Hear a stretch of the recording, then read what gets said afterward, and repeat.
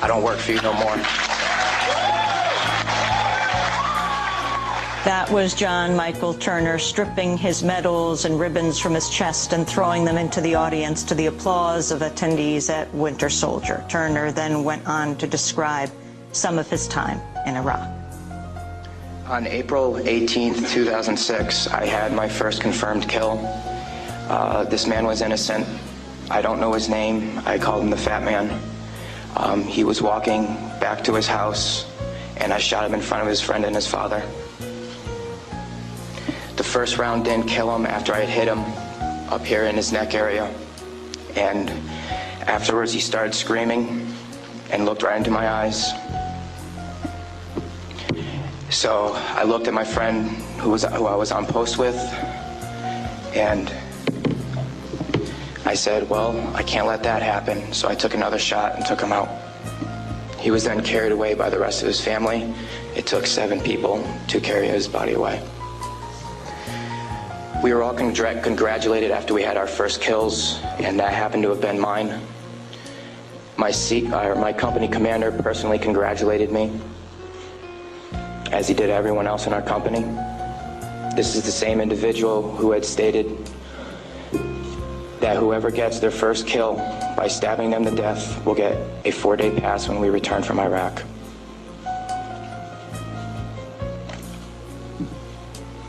There was one incident where we got into a firefight just south of the government center, about 2,000 meters. We had no idea where the fire was coming from, and the way our rules of engagement were, pinpoint where the fire is coming from and throw a rocket at it. So with that being said, we still didn't know where the fire was coming from, and an 84mm rocket was shot into a house. I do not know if there was anyone in it. We do not know if that's where the fire was coming from, but that's what was done. Please go to the next image.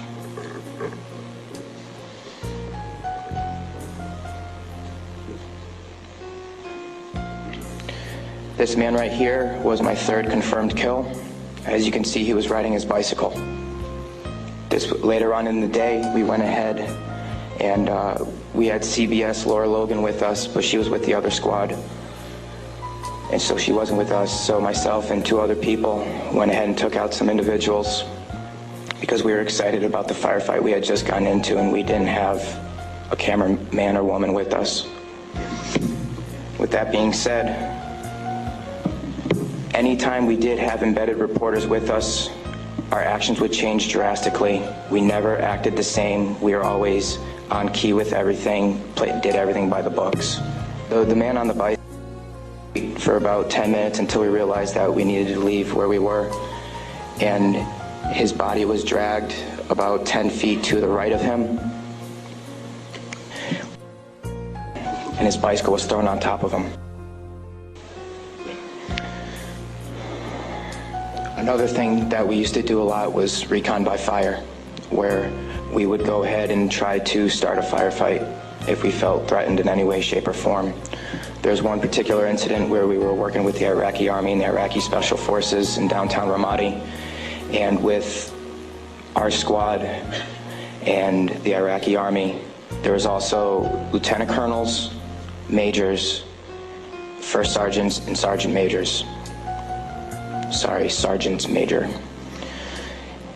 With that being said, the Iraqi Army would go into the house, kick in the doors, and then go ahead and shoot. And there were loud bursts of machine gun fire. We thought we were taking fire, but then we later found out that it was them.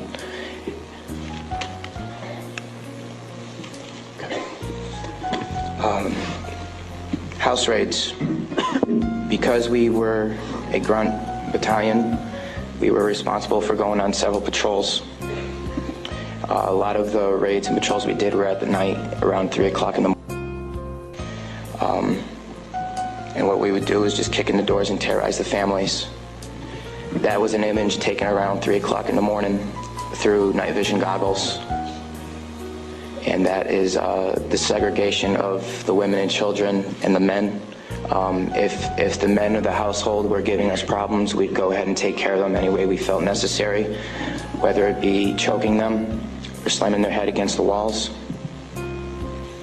if you go back to that one picture, that was one man that wasn't taken, that was taken care of in a very bad way.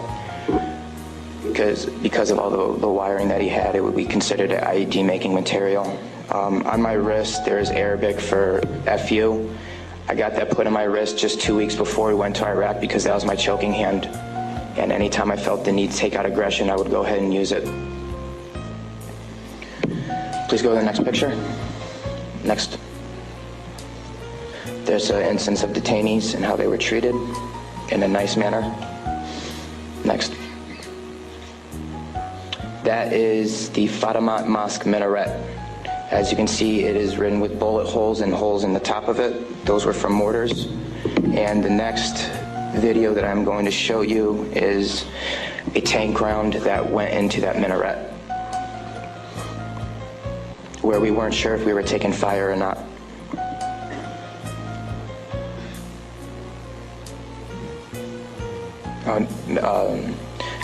I'll talk about this one. This is after one of the guys in weapons company had gotten shot. This is a way that we would take out our aggression.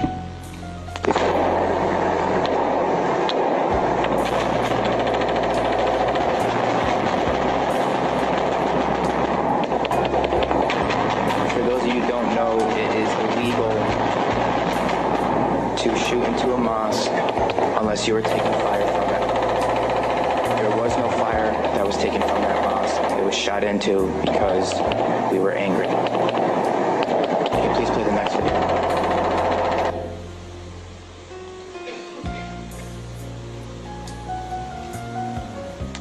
We are on ice cream, trying to suppress the blue and white minaret named Fatima al-Zahra. Hellraiser. Go ahead and take another tank around that building over, at that mosque door. Another round, Kilo 2. Oh, yes! Next image.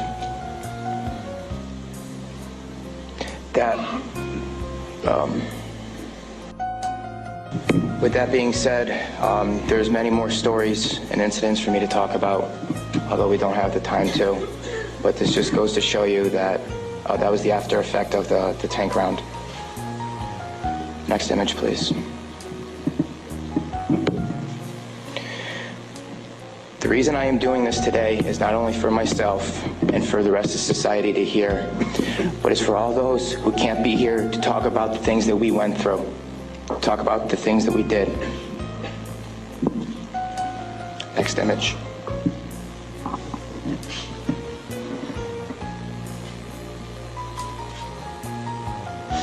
Those 4 crosses and this memorial service were for the 5 guys in Kilo Company, 3rd Battalion, 8th Marines that we lost. Throughout our unit, we had 18 that got killed.